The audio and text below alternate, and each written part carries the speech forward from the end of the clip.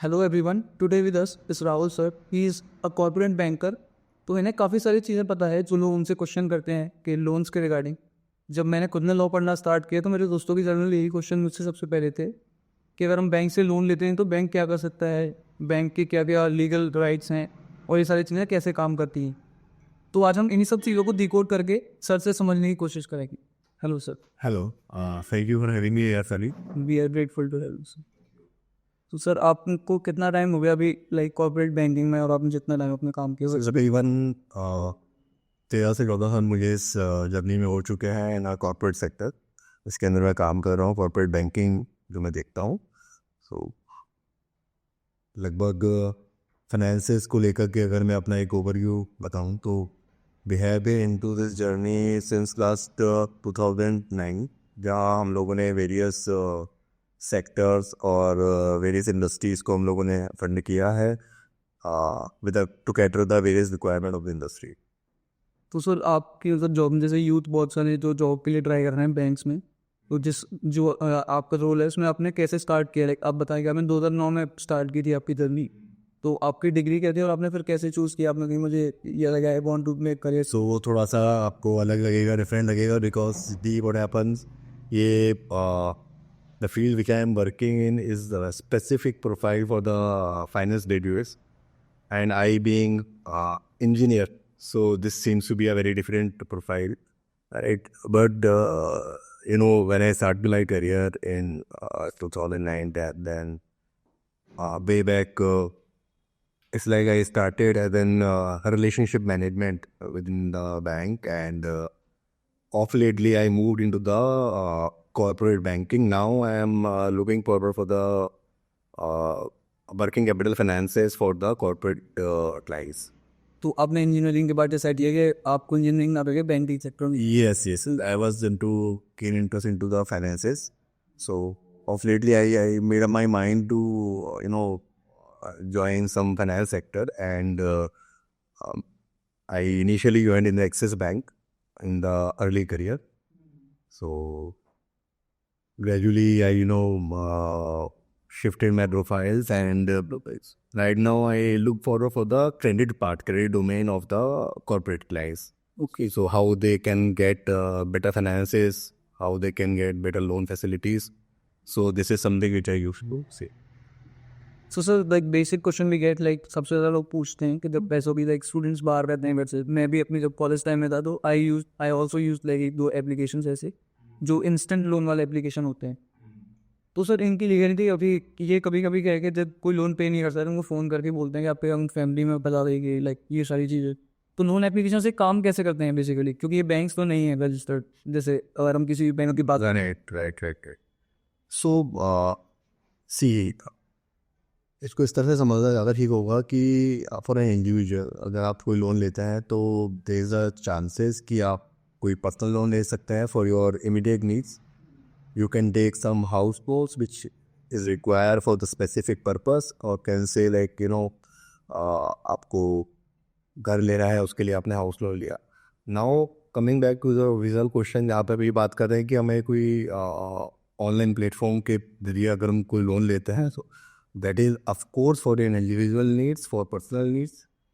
अब प्रॉब्लम क्या है, जो इस तरह के जो प्लेटफॉर्म्स है, इस तरह के जो चैनल्स है, ये लोग आपको बहुत स्विफ्ट मनी प्रोवाइड करवाते हैं एट इमीडिएट बेसिस. आज अगर आपको पैसे की ज़रूरत है, बहुत इमरजेंसी में है, बहुत नीड पे, तो और if I am able to give it to you at your same point of time, तो definitely I charge higher price for it. तो शायद हम ऐसा ही देखते आ रहे हैं आज तक. तो जहाँ पे इन द रूरल एरियाज़ अगर हमें इमीडिएट फंड्स की रिक्वायरमेंट होती थी तो some of rural lender use to give us money, and सब at a yes kind of so they used to be lend us money at a very higher rate. So this is something which is happening across industry, wherein private lenders, they are not banks, they are not even NBFCs, they are private players, private lenders, those who are giving money to the people who are in urgent need of funds. So they are charging very high rates in that. In general, on an average, the people are charging approx 24 to 36% rates per annum. And the worst part is as and when you come across some EMI delay or maybe some sort of we are unable to pay, or like we are less. yes, they threaten you like anything.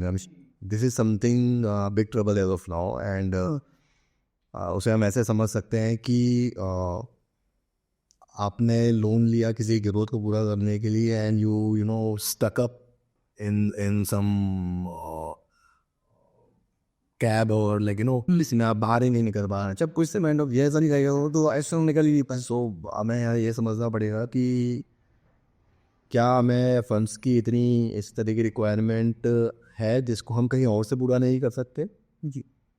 See, yes, I understand कि कहीं ना कहीं exigency is always there, and we sometimes feel helpless to कैसे उसको arrange किया जाए response को. But yes, as and when the situation arises, I would definitely prefer or suggest कि प्लीज़ इस तरह की जो प्लेटफॉर्म्स हैं उनसे दूर ही रहा जाए, उनसे नहीं लिया जाए तो ज़्यादा अच्छा है. You can arrange some funds for your colleagues, maybe your friends, and maybe some other things.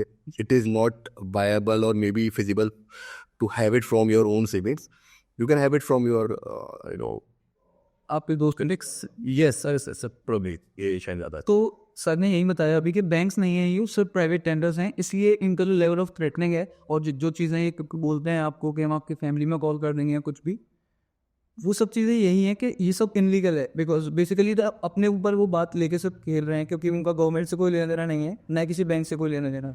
वो प्राइवेट लैंडर्स हैं. और जब आप sir as we were talking 24 to 36% तक आपको इंटरेस्ट रेट देना पड़ता है, जो किसी भी बैंक में परसेंटेज ही नहीं कहीं. यस, वो कहीं ना कहीं इतना हैवी है कि वो पॉसिबल ही नहीं है आपके लिए ऑफ लेट डेज को ख़त्म करना. It is close to difficult. तो सब ये सिविल वगैरह भी इनसे एक तो होता है हमारे जो पर्सनल लोन्स लेते हैं. यस, इन प्राइवेट पेयर से वो कैसे मतलब चीज़ काम करती है. यस. सो इसको हम ऐसे समझते हैं कि सिविल जो है ये गवर्नमेंट इंस्टीट्यूशन नहीं है. So it's a private company who have our conduct scores with there, जिसके अंदर हम ऐसा कह सकते हैं कि हम लोग ने आज तक किसी भी तरह का अगर कोई लोन लिया है from the financial institution, maybe it is bank, NBFC और maybe some other sort of institution, so they have their own reporting system which they use to report to the CIBIL. Okay, and CIBIL use to get this data in their record. So that is what CIBIL is, consumer bureau होता है. So bureau आपकी reports को एक तरह से collect करता है, and they used to get all data at a single place.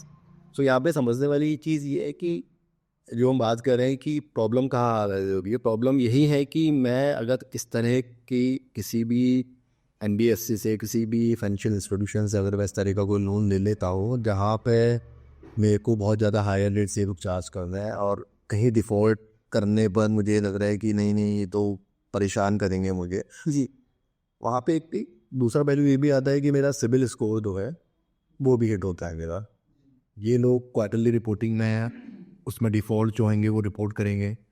Again मेरी क्रेडिट हिस्ट्री जो होगी वो ख़राब होगी. क्रेडिट हिस्ट्री ख़राब होगी तो गोइंग फॉरवर्ड मेरे को अगर आगे कहीं लोन लेना है तो वो भी मेरा प्रॉब्लम मेरे को क्रिएट करेगा. तो बेटर वी दूसरा चीज़ इसके अंदर एक प्रॉब्लम और होता है अगर आप देखोगे ना, तो सिबिल जो है वो credit history takes time to get corrected. अगर मैं ऐसा कहूँ कि एक अच्छा सिबिल जिसको हम बोलते हैं वो 760 होना चाहिए और अबव होना चाहिए. This is something which CIBIL has given their own range, right. एक ठीक ठाक सिबिल का मतलब होता है कि 800. अब प्रॉब्लम यहाँ पे ये है कि अगर आपने 2-3 EMI बाउंस किया, या अगर आपने कोई ऐसा लोन था क्रेडिट कार्ड के यूज से आपके आप कोई आपका अदर कोई भी में आपने अगर मतलब मिस कर दिए किसी भी बस for any of the particular reason, अब उसके अंदर जो आपका स्कोर हिट होगा वो उसको रिवाइव होने में एक लंबा समय लगेगा. उससे आप ऐसे समझ सकते हैं कि एक EMI जब बाउंस होगी तो मेरे को कम से कम नेक्स्ट 10 मंथ्स की EMI राइट करनी पड़ेगी to get that score back. और एक चीज़ और है इसके अंदर, अगर हम गौर करते हैं तो जो अधिकतर लोगों को नहीं भी पता है आपका, हम लोग मल्टीपल जो इंक्वायरी करते हैं मल्टीपल इंस्टीट्यूशन से कि कहाँ से मेरे को बेस्ट रेट मिल जाएगा, कहाँ से मिल जाएगा, तो they use to fetch your CIBIL इसमें, वो लोग आपका रिपोर्ट चेक कर लेता है because you give consent on the application जी, राइट। तो इन दैट्स के सिनेरियो कहीं ना कहीं आपका स्कोर हिट होता है, मल्टीपल इंक्वायरी से भी सिबिल आपका हिट होता है।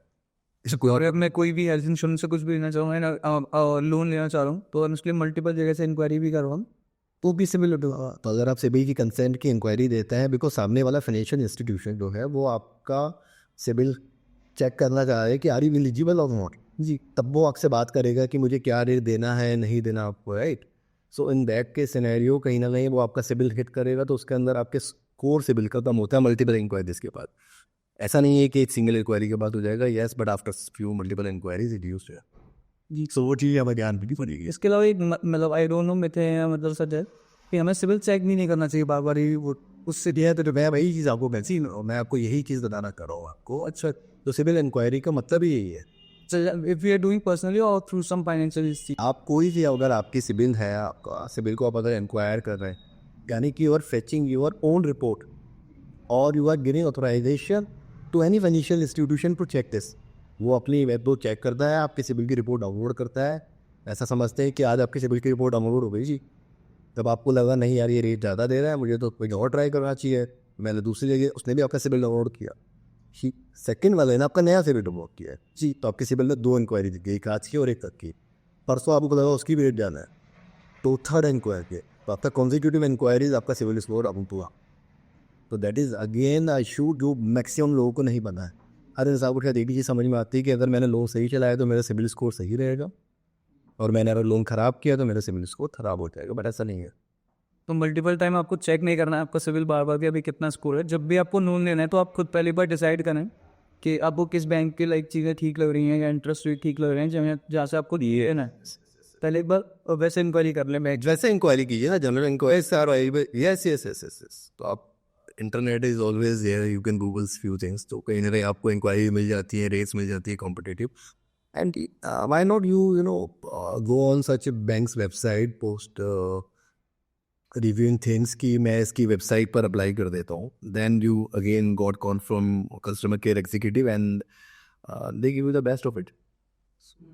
That is how you can go ahead. तो लोन एप्लीकेशन से आपको दूर रहना है एंड जो उसकी लीगलिटीज हैं वो कुछ भी नहीं है। अगर आपको कोई भी थ्रेटन कर रहा है कि हम आपके घर आ रहेंगे पैसे लेने हैं जो भी ऐसी चीज़ें, तो you can directly go to police station और इन चीज़ों के रिपोर्ट कर सकते हैं क्योंकि वो गवर्नमेंट ऑथराइज्ड एप्लीकेशंस नहीं है। और सर ने ऐसे बताया कि वो सिबिल कैसे हिट करते हैं। सिबिल इस तरीके से हिट होता है कि जब आप उनको पैसे नहीं देते हैं तो सिबिल के पास जो रिपोर्ट जाती है वो सारी प्राइवेट कंपनीज के थ्रू ही एक रिपोर्ट जो उनको भेज जाती है, कॉमन रिपोर्ट होती है, उसमें आपका फिर सिबिल हिट होता है। करिए सिंपल वर्ड्स में समझिए तो। हाँ बिल्कुल। सो every financial institution in India, NBFCs, banks are governed by the governing body, which is Reserve Bank of India, right? So, what earlier was happening कि मैं lending business में हूँ, मैं बैंक हूँ, मैं lending business में हूँ, और to keep my books clean, being the bank or being NBFC, to keep my books clean, I rarely report few things, few bad debts to the Reserve Bank of India, because मेरे को मेरी books clean दिखानी है, because ultimately मेरे को RBI से सस्ती rates तो पैसा लेना है, obviously, right. So gradually it happen कि quarter on quarter results are good, but later on it happened कि after before 6 months or maybe before 1 year, few loans turned bad and it was not reported to the RBI. Okay, so books was not actually clean for the bank. So कहीं ना कहीं banks की ये reporting को prompt करने के लिए RBI ऐसा बोला कि आप अपने जो लोन्स हैं उनका जो करंट सिचुएशन है उसको आप टाइमली रिपोर्ट करेंगे। करंट सिचुएशन का मतलब नॉट LPA, ऐसा नहीं है, केवल एक NPA ही वर्ड नहीं होता। आप किसी लोन पर ऐसे समझ सकते हैं कि RBI has given few mandates, few timelines आप उस पर ऐसे जाना चाहिए कि आज मैं एक लोन लेता हूँ तो अगर मैं इसको 30 दिन तक पे नहीं कर पा रहा हूँ सो RBI ने उसके लिए कैटेगरी बनाई है, special mention accounts. Special So that is SMA 0. If I am not paid that loan EMI within 30 days. Okay. Then 30 days, यानी कि 60 days, SMA 1, Special Mention Account 1. Plus 30 days, SMA 2, यानी कि 90 days. Okay, post 90 days, it will be classified as a non-performing account. So non-performing asset means it become NPA, which we हमेशा used to hear, कि हमेशा नहीं ये सुनता है NPA account है क्या, बड़ा कॉमन सा एक हो. हाँ बैंक्स में मतलब जो लोग काम करते हैं उनको फ्रीक्वेंटली जाना होता है वो एनपीए सुनते रहते हैं. हाँ, तो कहीं ना नहीं वो अकाउंट जिसको बैंक बोलता है कि ये असेट हमारे लिए परफॉर्म नहीं कर रहा, मतलब नॉन परफॉर्मिंग हो गया बैंक के लिए, right. Then it become doubtful, then it become goes in the banks book कि अब ये असेट खत्म, मतलब ये जो मेरी लोन जिसको मैंने दिया था ये फाइनली वाइप ऑफ हो गया. एंड फॉर अ बैंक उसको अपनी कैपिटल में से इस लोन को सेट ऑफ करना पड़ेगा, because banks are lending peoples money to the people, right. So this is how this ecosystem goes. So all in all इसके अंदर अभी फ्रॉम लास्ट यू कैन से 5 to 7 years RBI के जो mandates हैं has been very strong and it is helping to the masses, let's say. वो कहीं ना नहीं एक बहुत ईज आउट कर रहा है. And second thing which you said कि कहीं ना नहीं वो थ्रेटनिंग वाला जो एक मैटर है कि लोग आपने लोन नहीं दिया तो आपको थ्रेटन कर रहे हैं.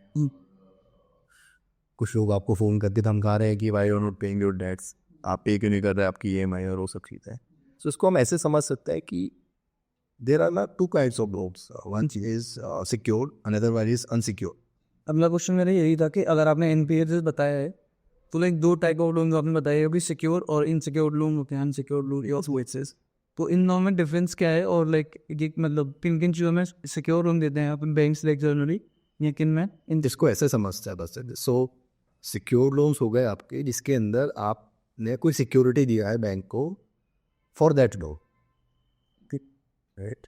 आपने हाउस लोन लेना था और आपने अपना घर जो है वो मॉर्गेज करवा दिया बैंक के पास, so that is secure loan.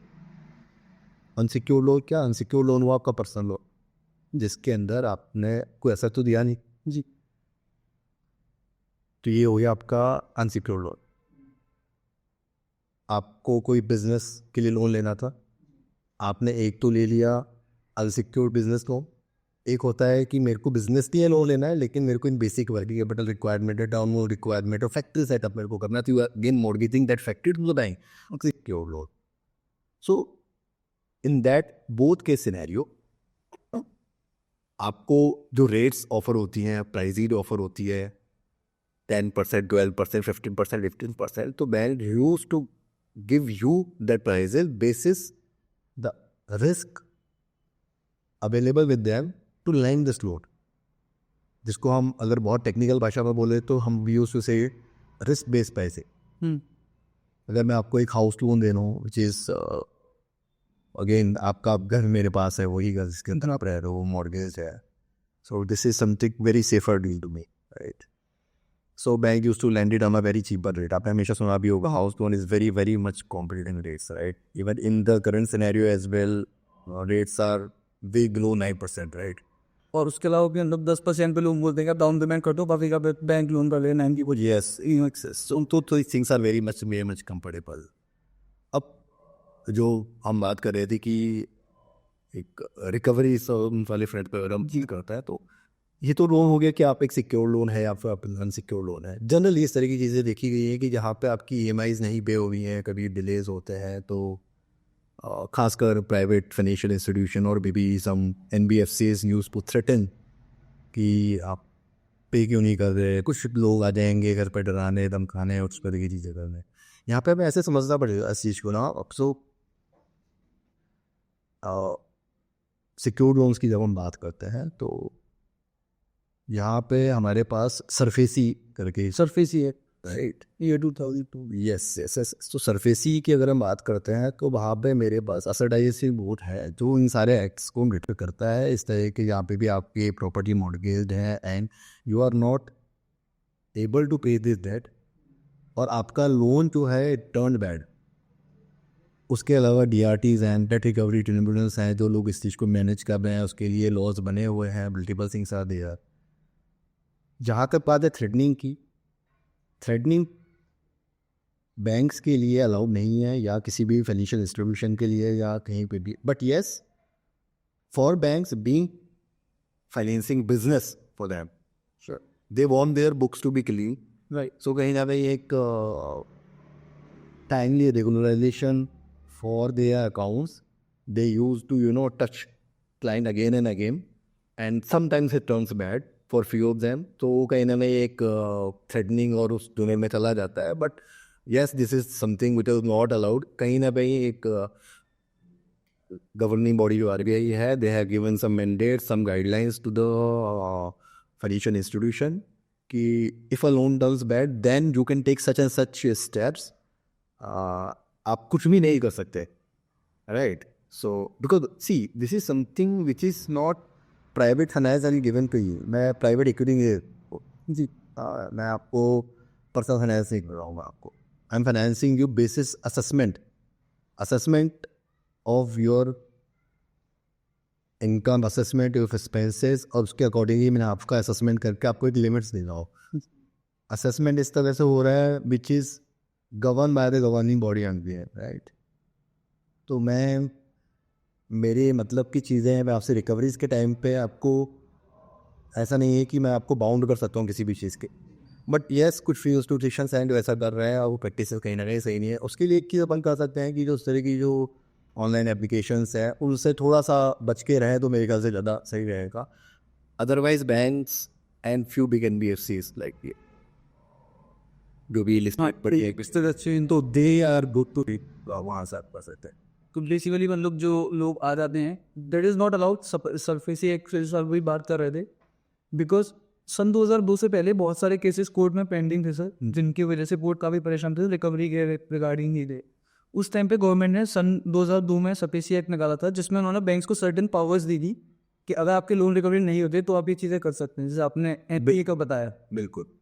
In cases में आपको अगर आपने 3 महीने से अगर आपके पैसे नहीं भरे हैं तो 32 ऑफ सपेसी एक्ट का नोटिस आएगा. उसके अलावा 34 का आप फिर सपेसी का नोटिस आप भेजते हैं बैंक्स उनको. यस. अगर सिक्योर्ड लोन है तो उसके बाद फिर आप सपेसी के भेजने के बाद आप जो भी डिस्ट्रिक्ट के आपके DM है उनकी परमिशन लेके फिर आपका कर्ज जो है वो बैंक अपने अंदर भेज देता है अपनी पोजीशन में. बिल्कुल. तो इसमें कोई भी ऐसा नहीं, जो आप लोन रिकवरी के लिए जो लोग जाते हैं बैंक्स डोंट मोटिवेट देम कि आप उनको लड़ें आप उनसे झगड़ें.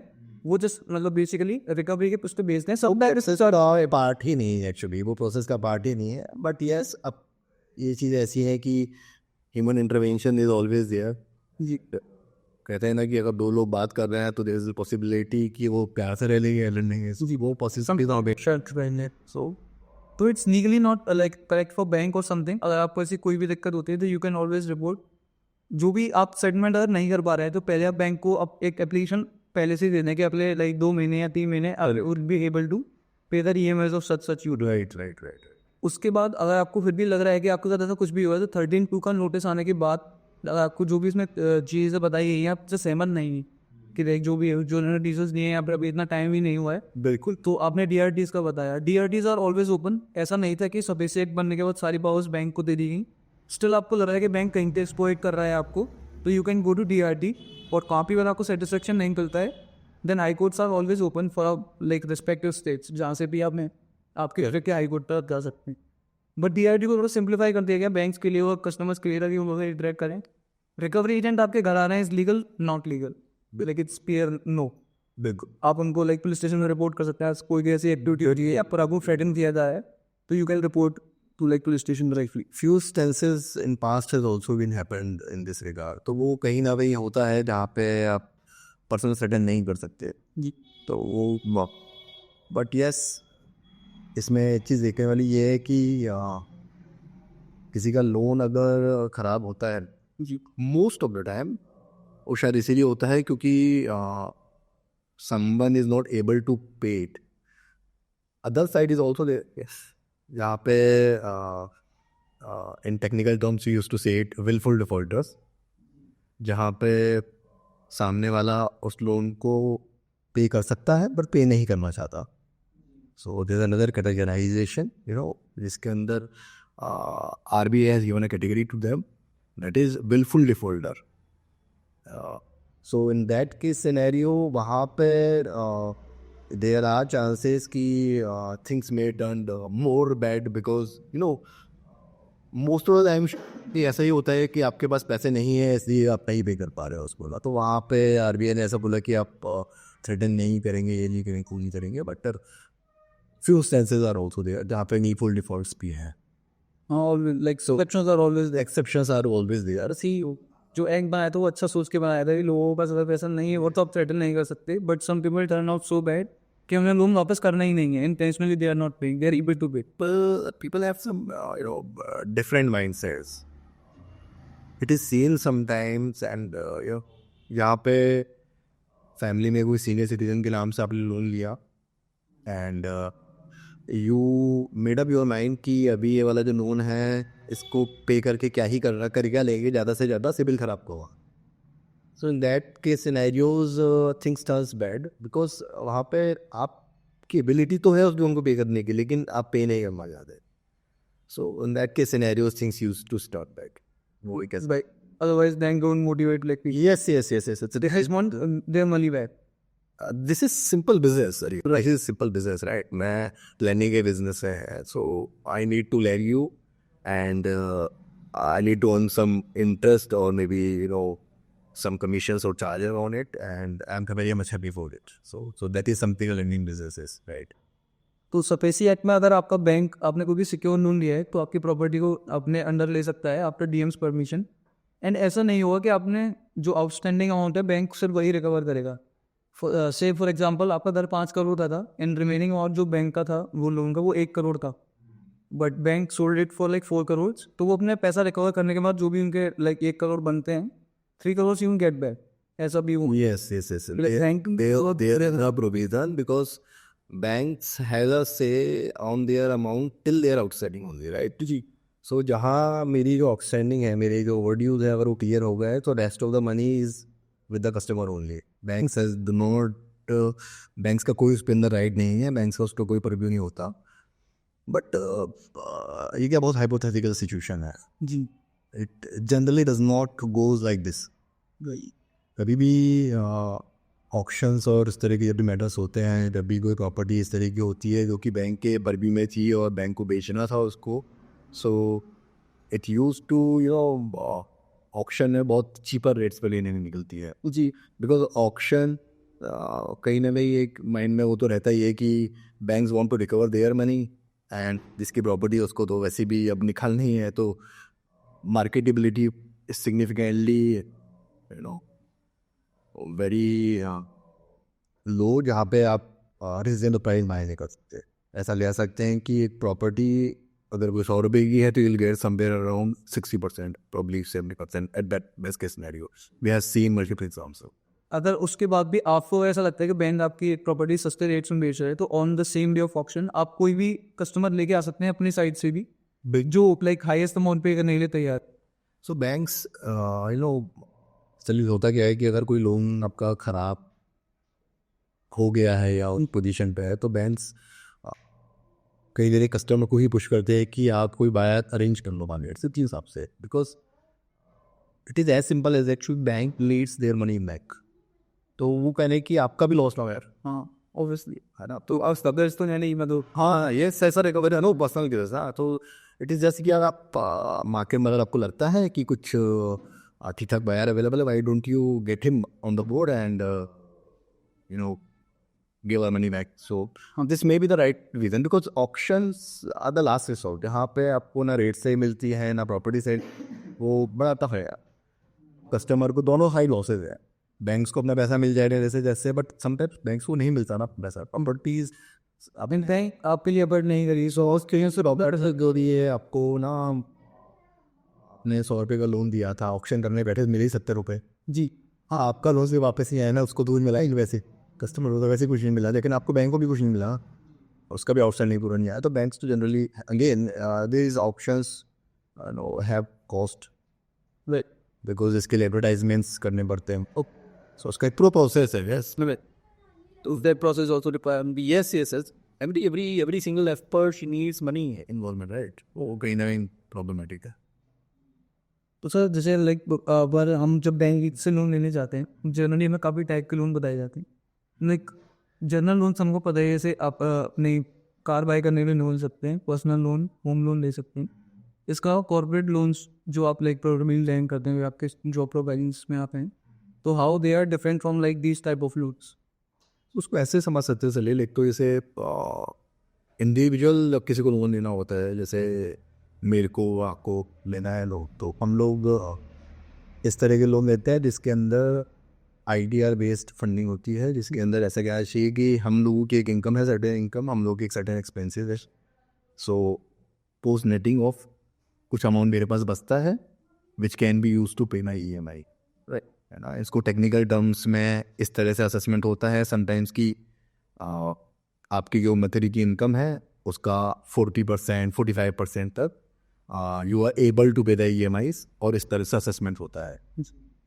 एक दूसरा पहलू है फॉर अ बिजनेस. मैं रनिंग अ फैक्ट्री, राइट. मैं एक सॉफ्टवेयर कंपनी हूँ, मैं एक ट्रेडर हूँ, you know. So I have different businesses. तो किसी बिजनेस को अगर फंड करना हो, उस बिजनेस को चलाने के लिए जो लोन दिया जाता है, that is corporate finance, that comes under the corporate finance. अब उसके अंदर मल्टीपल तरह की रिक्वायरमेंट्स होती हैं कस्टमर की, जिसके अंदर कोई बिजनेस पुका है तो they may be need some working capital finances, they may need some you know sort of term loans, जहाँ पे एक बड़ा फैक्ट्री सेटअप इन लोगों को करना है, एंड कैपेक्स जिसको हम बोलते हैं capital expenditure, so they want to do it, तो दैट इज़ अनदर पार्ट. कहीं हमारी ओवरसीज़ में, आउटशोर में कुछ बिजनेसेस हैं इंडिया के बाहर, सो वहाँ पे मुझे पैसा भेजना है, मंगाना है, उस तरह के बिजनेसेस करने हैं. वहाँ पे मेरे मैन्युफैक्चरिंग यूनिट्स हैं, वहाँ पे मेरी ट्रेडिंग आर्म्स है, राइट. सो उसके लिए कुछ पैकिंग ग्रेड फैसिलिटीज़ होती हैं. उन सबको एक्सटर्नल जो फैसिलिटीज़ होती हैं उनको मेरे को हैज करना है, तो उसके लिए कुछ आपके हेजिंग फैसिलिटीज़ भी होती है. So they are multiple facilities, multiple loan types which can be taken by the businessman. So वो जनरली अगर आप देखोगे तो all funding is of balance sheet based exposure. यहाँ पे कस्टमर का एक बिगिनिंग बिजनेस है, उसकी बैलेंस शीट्स P&L वो बनाता है, फाइनेंशियल स्टेटमेंट्स वो बनाता है, और उन फाइनेंशियल स्टेटमेंट्स का एनालिसिस करने के बाद banker use to lend that. So this is how corporate finances operates, right? तो सर इज इट लाइक आपने कितने साल हो गए आप एक्सपीरियंस में, आपने लाइक कब ज़्यादा बिजनेस बनते हुए पे करते हुए देखे होंगे. So is it good to like take loan and then doing business, और लाइक हायर कैपिटल मुझे थोड़ा बहुत मेरे पास पैसा है. So this is primary case है, मतलब अगर कोई भी बिजनेस है मेरा, तो for a business I primarily need some capital, जी. राइट. सो अगर मैं एक बैंक हूँ और मैं आपको कुछ बिजनेस के लिए लैंड कर रहा हूँ, तो मेरा भी प्राइमरी फोकस यही है कि क्या आपकी उसकी कुछ कैपिटल है उस बिजनेस में. तो this is you know with your scale the game. आपने बैंक से पैसा लिया to run a show, run a business, और आपकी खुद की कैपिटल है नहीं बिजनेस में, देन आपके एफर्ट्स उस बिजनेस को रन करने के लिए सक्सेसफुली जी. कहीं ना कहीं थोड़ा सा डिंगीन हो जाएंगे, या ना जी. Timing basis. बिकॉज ये बात तो बिल्कुल क्लियर एंड हैंडी है कि यहाँ मेरा पैसा इन्वॉल्वमेंट होता है, वहाँ मैं थोड़ा सा उस चीज़ के लिए कंसर्न होता हूँ, सीरियस होता हूँ, and I generally put extra efforts. But जहाँ पे मेरे पैसे का इन्वॉल्वमेंट नहीं है, वहाँ पे ज़रूरी नहीं कि मेरे एफर्ट्स वैसे ही रहें. सो बैंक्स तो उस चीज़ को प्राइमरीली फोकस करते हैं कि आपका कैपिटल कॉन्ट्रीब्यूशन, आपका खुद का पैसा कितना लगा हुआ है उस पर्टिकुलर बिजनेस में. तो that is very much important. तो जैसा आप पूछ रहे थे, तो पहले तो मेरे को मेरा ही पैसा डालना पड़ेगा, then bank get then bank turn. वैसे भी अगर देखें बिजनेस बनाने के हिसाब से, तो a person should like say I am starting some business, तो पहले मुझे थोड़ा सा अपना पैसा लगाना चाहिए, थोड़ा टाइम काम करना चाहिए, like build my balance sheets को, ताकि कम मेरा वो इफेक्ट करता हुआ एक. यस यस यस, बिल्कुल सही बोल रहे हैं. और वे मेरा जिसे for risk based prices, right. So कि इसको हम ऐसे समझ सकते हैं कि आज मेरे अगर फाइनेंशियल्स ठीक है, मेरी बैलेंस शीट्स ठीक है, मेरा बिजनेस की ग्रोथ दिखाई देगी उन बैलेंस शीट्स में, मेरे फाइनेंशियल्स ठीक दिख रहे हैं, तो वहाँ पे डेफिनेटली पॉसिबिलिटी है कि मेरे को bank on a cheaper rates मेरे को फंडिंग कर सकता है मेरे को। फिर आपके जो रनिंग बिजनेस है उसकी viability is again very much important. एक रनिंग बिजनेस ठीक चल रहा है और एक उस बिजनेस की growing possibility into the market क्या है, दो ऐसी चीज़ें हैं which plays a pivot role. I am running a business which is for FMCG, you can say, ठीक है, मैं एक बिस्कुट का एक स्टॉकिस्ट हूँ, डिस्ट्रीब्यूटर हूँ या फिर भी मैन्युफैक्चरर हूँ। सो वहाँ पे उस बिज़नेस के बढ़ने की प्रॉक्सिमिटी कितनी होगी, आप ये चीज़ समझो। आप 10 साल पहले भी इसको खा रहे थे, आप 15 साल पहले भी खा रहे थे, पॉपुलेशन जिस रेट से ग्रो हो रही है, प्रॉबेबली कंजप्शन उस रेट से ग्रो होगा, and then your FMCG will be growing in that manner only. So उसकी ग्रोथ उसी पेस से होगी जी। एक दूसरा पहलू ये हो सकता है कि I am entering into a business which is yet not into the masses, right. So businesses को हम ब्रॉडली ऐसे क्लासीफाई कर सकते हैं like B2C and B2B। So business to business, I am manufacturing something and supplying to the business person overly, जो कि उसको आगे बेचना है हमारे सेल्स में। हाँ, मार्केटिंग करेंगे, लाइक डिस्ट्रीब्यूशन देंगे। एक दूसरा बिजनेस ऐसा है कि जिसमें मैं कुछ चीज़ बनाता हूँ और वो अल्टीमेटली एंड यूजर तक पहुँचती है, Zomato ji, Swiggy. So these are kind of businesses ranked, they are B2C। B2C, तो business to customer, branded, Tata जो है, जूडियो जिसको बोलते जी जी जी जी। So these are businesses like यो, जहाँ पे B2C बिजनेसेस है, जो लोग सीधे मासेस तक पहुँचते हैं। आज कोई भी बड़े ब्रांड्स इंडिया में अगर आप देखोगे, कोई भी बड़ी कंपनी, जो कंपनी एक समय के साथ तो ऑफ लेटली बहुत बड़ी बनी है, जिनका कदम तो वही दादाजी ने आप सुना है। हाँ, लैंग्वेज आप कोई सी भी पर नाम देके देखो, आप देखो सी कोई भी लिस्टेड कंपनी की बात कर लो आप, चाहे वो आपकी टाटा कंज्यूमर हो B2C, आपकी HUL B2C, आपका एशियाई पेंट्स B2C, आप कोई सी भी कंपनी को आप देखोगे, जोमेटो, जो भी कंपनी आपकी B2C है, उसका एक growth manner, growth face, growth का तरीका एक हमेशा एक बहुत लॉन्गिटिविटी के साथ होगा जी। B2B कंपनीज का थोड़ा सा लिमिटेशन कहीं ना कहीं होता है, वो लिमिटेशन नहीं कहेंगे उस चीज़ को, बट हाँ कहीं जनरली ऐसा देखने मिलता है कि उनकी कंप्लीट लिमिटेड ऑडियंस यस सारे कस्टमर बन। हम इस चीज़ को इस तरह से डिफाइन कर सकते हैं, जो हम बात कर रहे थे, सो हम थोड़ा सा एक अगर देखा है जी। सो आपको बिजनेस को, जब बिजनेस जो लोन होते हैं बिजनेस के लिए फंड किया जाता है, तो उसमें दो चीज़ें इंपॉर्टेंट होती है, रनिंग आपके बिजनेस की बैलेंस शीट्स, कैश फ्लोज, दूसरा उसकी मार्केट में क्या वायबिलिटी आने वाले टाइम में। हम लोग इसको ना इस तरह से बोलते हैं ऑन टेक्निकल टर्म्स, टैन, अगर आपने सुना होगा, TAM is total accessible market जी। इसे जोमेटो जब आया था तो जोमेटो को प्रोबेबली 10 साल हो गए आई वर राइट टू द मार्केट। आज के साल एक लिस्टेड कंपनी 2.5 लाख करोड़ का मार्केट कैप है इनका करीब। Deepinder is now like officially second richest man of Burbank, yes the owner of Zomato. Yeah. Deepinder was. Yes तो स्केलेबिलिटी, एक बिजनेस की वायबिलिटी, वो इससे आइडिया आप ले सकते हो कि वो बिजनेस क्या पेनिट्रेट कर पाएगा मार्केट। ट्रेंड जूडियो आप जिनको बहुत अच्छे से समझ सकते हो जी। व्हेन जूडियो केम, कहीं ना कहीं लोगों के दिमाग में था यार ये भी महंगा होगा, ये भी कुछ बड़े जो ब्रांड्स है वैसे ही कुछ होगा, ज़्यादा रेवेन्यूज बनी जो क्योंकि टाटा स्पेक्ट का था। तो अच्छा, टाटा तो लोगों को शायद बहुत बाद में समझ में आया, कहीं जूडियो नाम सुन के ऐसा रहा कोई फॉरेन ब्रांड है।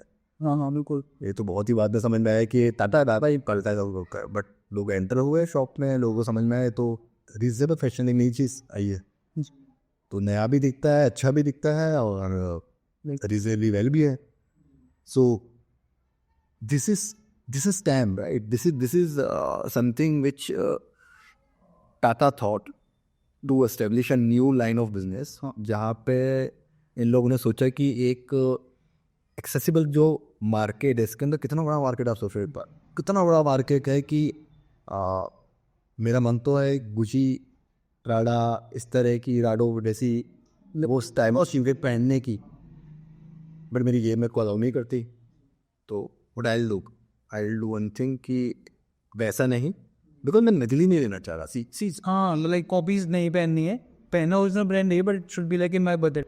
यस, बिकॉज वो तो बहुत महंगा आ गया ना यार जी। और वो जो नकली का था मार्केट, वो तो दिल्ली में चल ही रहा था ना वर्षों से, और वो तो क्या था, उसकी आप स्केलेबिलिटी क्या देखोगे, कुछ करोड़ का मार्केट, यहाँ लाखों करोड़ का मार्केट बिल्डअप हो रहा है। तो यहाँ पे उन्होंने क्या सोचा है कि यार आप उसको ना चीप मत करो, आप उसको हाई क्लास मत करो, आप उसको बीच का रेंज कर दो। सो अफोर्डेबल फिश, अफोर्डेबल प्रीमियम भी है। so yes yes yes it's not premium, it's not affordable, it's affordable premium भी जो है ऐसा ही मैं इंट्रोड्यूस किया। एंड इसीलिए आप देखेंगे तो मैंने जितना एक्सपीरियंस किया सर पर्सनली डाइवर्सिटी और जूरियो विजिट किया है, उनका एज का ब्रैकेट भी वही है। बिल्कुल बिल्कुल बिल्कुल ना बच्चों के वहाँ कपड़े मिलते हैं ना बहुत लाइक आप बिल्कुल बिल्कुल ऊँचे से पाए 30 40 30 40 वाली रेट। हाँ वो इन्होंने की है ताकि लोगों की परचेसिंग पावर ज़्यादा है वहाँ, क्योंकि उस टाइम पे उस एज में लाइक लोग खरीद ज़्यादा बिल्कुल बिल्कुल बिल्कुल आज के उस हिसाब से डिज़ाइन की उन्होंने चीज़ें, और सस्ता है कि लाइक जो भी लाइक हम जैसे स्टूडेंट्स भी होते हैं, हम पता है कि हम इतना एक्सपेंसिव चीज़ें नहीं खरीद सकते ऑब्वियसली, तो हम वहाँ जाते हैं तो लाइक क्वालिटी ऑलमोस्ट सेम लगती है वो देखने में चीज़ें, like how visually these clothes, right right. तो वो ज़्यादा लाइक वैसे हैवी ब्रांड्स के जैसे लगते हैं, but they are affordable, very affordable. So this is something which is to be reviewed once you get into this corporate lending. So like accessibility देखनी पड़ती है. So this is how it goes. Right. So तो ये सारी चीज़ें थी जो journal आपको लाइक मुझे लगता है कि शायद पता करनी होंगी, एंड जितने मुझे आज तक क्वेश्चन मिले थे उसके बेस पे हमने ये पूरा एपिसोड शूट किया, and we are really thankful for sir like taking out time. thank you for having me here. Thank you. तो अगर आपके और भी कोई क्वेश्चंस हैं तो आप वो कमेंट में लाइक पोस्ट कर सकते हैं, कोई भी आपको लगता है हमें इम्प्रोवाइजेशन करना चाहिए वो भी आप कमेंट कर सकते हैं, और अगर आपके क्वेश्चंस बहुत ज़्यादा हुए हमें ज़रूरत फील हुई तो we will again call show questions. Thank you so much. So thank you.